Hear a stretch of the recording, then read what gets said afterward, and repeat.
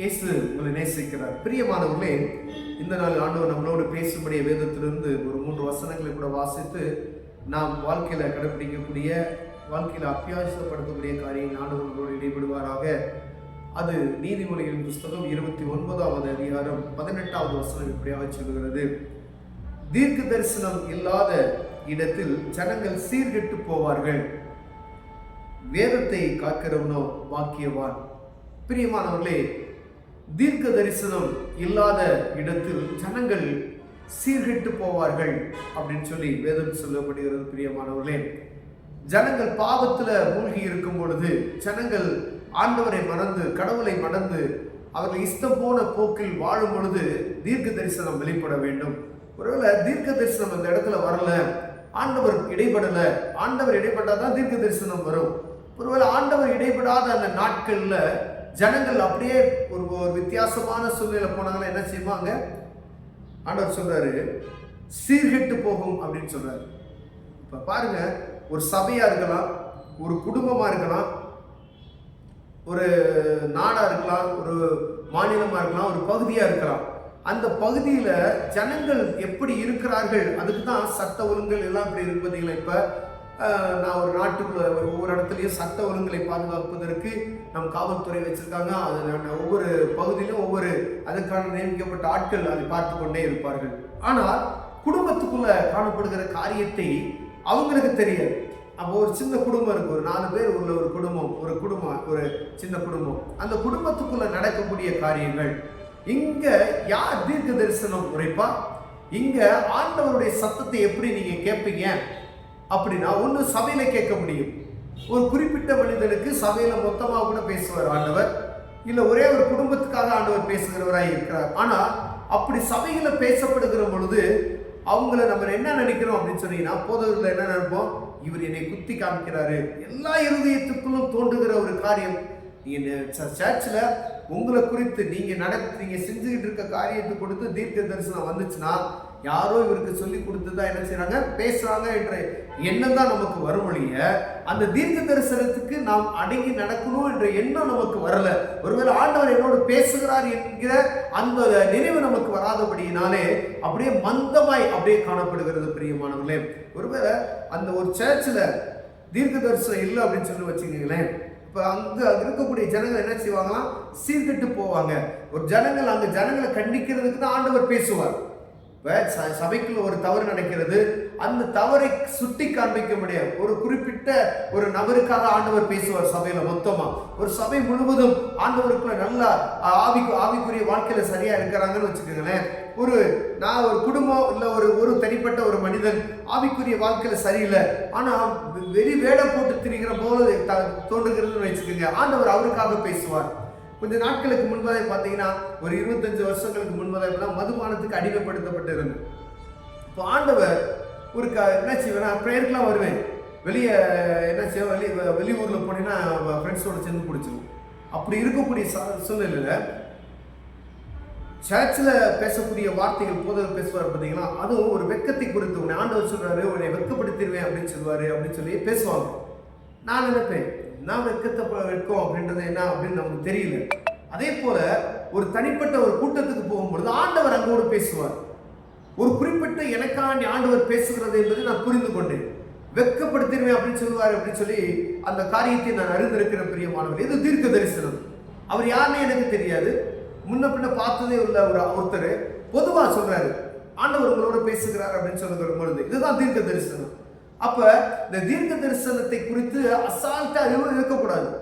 அப்ப நம்ம உணர்வதற்கு, மனம் திரும்புவதற்கு, நம்ம ஆண்டவர் வைத்திருக்கிற பிரியத்தின் நிமித்தமாய் தீர்க்க தரிசனம் வருகிறது என்பதை நாம் அறிந்து கொள்ளணும்.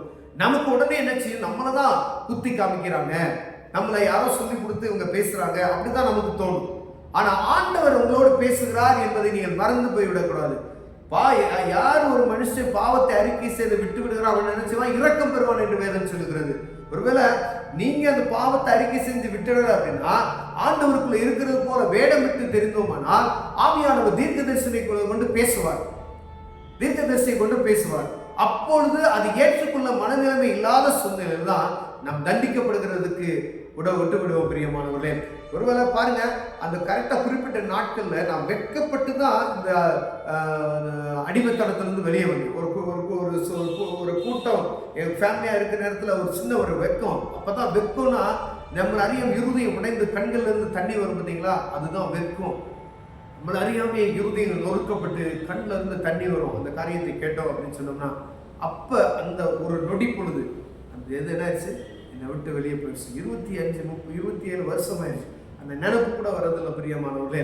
அப்ப தீர்க்க தரிசனம் இப்படிதான் ஆண்டவர் சொல்றார். இப்ப தீர்க்க தரிசனத்தை நம்ம ஏற்றுக்கொள்ளக்கூடிய இருதயம் உள்ளவங்களா இருக்கணும். ஒருவேளை தீர்க்க தரிசனத்தை ஏற்றுக்கொள்ள இருதயம்னா இதே போல இந்த வெக்கம், நான் சொன்ன பார்த்தீங்களா, இந்த வெக்கம் அப்படின்ற ஒரு காரியத்தை ஆண்டவர் நினைவுபடுத்திக்கிட்டே நான் வெக்கப்படுத்துவேன் அப்படின்னு சொல்லி. அப்ப அந்த வெக்கத்தை நான் எப்படி இருக்கணும், அது அசால்ட்டா இருந்தது நிமித்தமாய் அந்த வெக்கத்தை நான் உணர்ந்து திரும்பினேன்.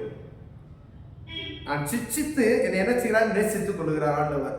அப்ப அந்த காரியத்தில் தண்டிக்கிறார். நீ இப்பதான் விடுவ, இந்த காரியத்திலிருந்து நீ விடணும் அப்படின்னு சொன்னா ஒரு அடியை கொடுத்து ஆண்டவர் நினைச்சார், அவர் பக்கமா இழுத்துக் கொள்வார். அது இல்லாம வரணும்னா ஆவியானவர் சொல்லுகிற சத்தத்துக்கு செவி கொடுத்து அப்படியே உள்ள வந்துடும். அநேக நேரங்கள் நம்ம ஏற்றுக்கொள்வதற்கு மனமில்லாதனால என்ன செய்யறோம், அப்படியே நம்ம மேலோட்டமா அப்படியே இருக்கிறோம். பெரியவனே, வேதம் சொல்லுகிறது அடிக்கடி, அது 1வது வசனம் பார்த்தீங்கன்னா, அடிக்கடி கடிந்து கொள்ளப்பட்டு தன் பிடரியை கடினப்படுத்துகிற மனிதன் சடுதியில் நாசமடைவான் என்று சொல்லப்படுகிறது. ஆண்டவர் பாருங்க, ஒரு காரியத்தை குறித்து தீர்க்க தரிசனமாய் உங்களோடு பேசிக்கிட்டே இருக்காருன்னு வச்சுக்கோங்க. வசனம் என்ன சொல்லுது, தீர்க்க தரிசனம் இல்லாத இடத்தில் ஜனங்கள் சீர்கெட்டு போவார்கள். அப்ப பாவத்துக்குள்ள விழுந்து போயிடுவாங்க.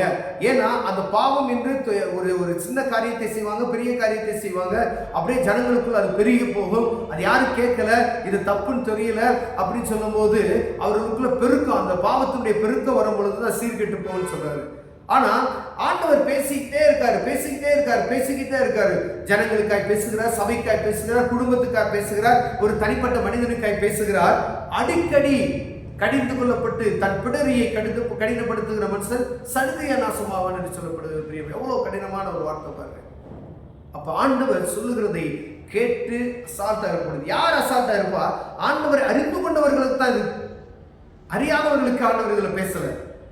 ஆண்டவர் சொல்றாரு, நீ கற்பனைகளை கடைபிடிக்கணும், நீ ஒரு தவறான வழியில போற, அது ஆண்டவர் உணர்த்துகிறார். ஒரு ஊழியக்காரன் நிமித்தமாய் அந்த காரியத்தை நீ ஆண்டவர் சொல்லிக்கிட்டே இருக்காரு, நீ விட்டுட்ட அப்படின்னு சொல்ற விடல, நீ மீண்டும் அந்த காரியத்தை செய்யும் பொழுது ஆண்டவர் என்ன செய்யறாரு, அந்த அடியை கொடுப்பாரு. ஆனா அதற்கு முன்பதாய் அடி இல்லாம சாதாரணமா, அதாவது வலையை போட்டோம்னா, மீன் பிடிக்கிறவங்க பார்த்தீங்களா, வலையை போட்டா என்ன செய்வாரா, ஒரு இது இருக்கு, வலையில மாட்டிக்கிட்ட மீன் அழகா ஈஸியா அப்படியே இழுத்து அடிபடாம. ஆனா தூண்டி போட்டு எடுக்கும் பொழுது வாய் கிழிஞ்சு தான் வரும் அப்படின்னு சொல்லுவாங்க பார்த்தீங்களா. அதுதான் ஆண்டவர் சொல்றார் பெரியம்மானவர். ஒருவேளை தீர்க்க தரிசனம் இல்லாத இடத்துல நம்ம இருக்கிறோமா? தீர்க்க தரிசனம் நம்ம சபையில வருகிறதா? உங்க குடும்பத்துல நீங்க பேசும்பொழுது ஆண்டவர் உங்களோடு இடைப்படுகிறாரா? உங்களை குறித்து உங்க மனைவியோடு பேசுவார், இல்ல மனைவி ஜெபிக்கும் பொழுது கணவனை குறித்து பேசுவார், பிள்ளைகளை குறித்து பேசுவார். ஒருவருக்கு ஆண்டவர் பேசும் பொழுது அதை ஏற்றுக்கொள்ளக்கூடிய மனப்பான்மை. நீ சபிக்கிற அப்படின்னு நினைச்சிடக்கூடாது. எப்ப பார்த்தாலும் ஒரு சபிக்குவாரு. அது சபிக்கிறது அல்ல, கர்த்தர் கொடுக்கிற சத்தம். அந்த சத்தத்தை கேட்டு அதற்கு கீழ்ப்படிந்து நடப்போமையினால் ஆண்டவர் உன்னை ஆசீர்வதித்து அடுத்த லெவலுக்கு ஆண்டவர் கொண்டு செல்ல வல்லமையுள்ளவராக இருக்கிறார். பிரியமானவர்களே, ஒருவேளை தீர்க்க தரிசனத்தை அற்பமா எண்ணாதீங்க. தீர்க்க தரிசனம் இல்லைன்னு சொன்னா நமக்குள்ள குறைவுண்டு. அவர் சமூகத்துல போய் ஆண்டவரே என்னோடு பேசுன்னு சொல்லி கேட்கும் பொழுது தீர்க்க தரிசனம் வரும். கண்களை மூடுவோம், ஜெபம் செய்வோம். அன்பை தகப்பனே, ஆண்டவரே, தீர்க்க தரிசனம் இல்லாத இடத்துல தீர்க்க தரிசனம் வருவதற்கு நாங்க என்ன செய்யணும்னு சொல்லி எங்களுக்கு கற்றுக் கொடுங்க. தீர்க்க தரிசனம் உரைக்கும் பொழுது ஆண்டவர் எங்களோடு பேசுகிறீர் என்பதை நாங்கள் அறிந்து அதற்கு எங்களை அர்ப்பணிக்கிறவர்களாய் காணப்பட உதவி செய்யுங்க. இயேசுவின் நாமத்தில் பிதாவே, ஆமென்.